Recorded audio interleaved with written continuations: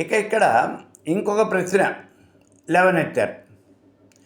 పూర్ణ దీక్షాపరులు చెప్పులు ధరించవచ్చా? మొట్టమొదటిగా మనం గుర్తించాల్సిన విషయం ఏమిటి అంటే అవి చెప్పులు కాదు, పాదరక్షలు. వాటి పేరుతోనే వాటిని పిలవండి. మీరు కొత్త కొత్త పేర్లు వాటికి పెట్టద్దు. అవి పాదరక్షలు. మనం నడిచేటప్పుడు పాదానికి రక్షణగా ఉండేవి పాదరక్షలు.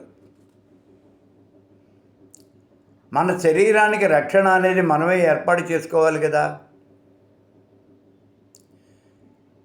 చల్లగాలి నుంచి వేడిగాలి నుంచి శరీరాన్ని రక్షించుకోవటానికి మనం వస్త్రాలు వాడుతూ ఉన్నాం కదా.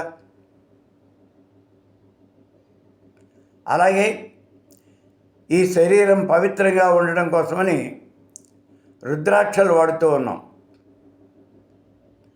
1000 రుద్రాక్షలు వాడమన్నాడు.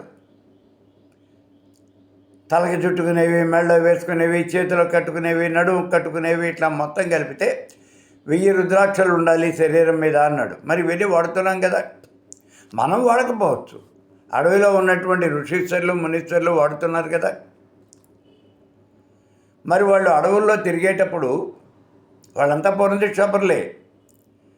వాళ్ళు అడవుల్లో తిరిగేటప్పుడు అక్కడ రాళ్ళు ఉంటాయి, ముళ్ళు ఉంటాయి, అనుకోనటువంటి ఎదురు దెబ్బలు తగులుతూ ఉంటాయి. మరి అటువంటి సమయాల్లో వాళ్ళు పాదరక్షలు ధరించలేదా? ఒక్కసారి ఆలోచించండి. మనకి ఎక్కడా కూడా స్పెసిఫిక్గా ఒక రూల్ లేనప్పుడు పూర్వకాలంలో పెద్దవాళ్ళు ఏం చేశారు అనే విషయాన్ని ఆలోచించి అదే విషయాన్ని మనం కూడా కంటిన్యూ చేయాలి. మరి వాళ్ళంతా ఏం చేశారు? ఆ రోజున పాదరక్షలు వాడారు కదా.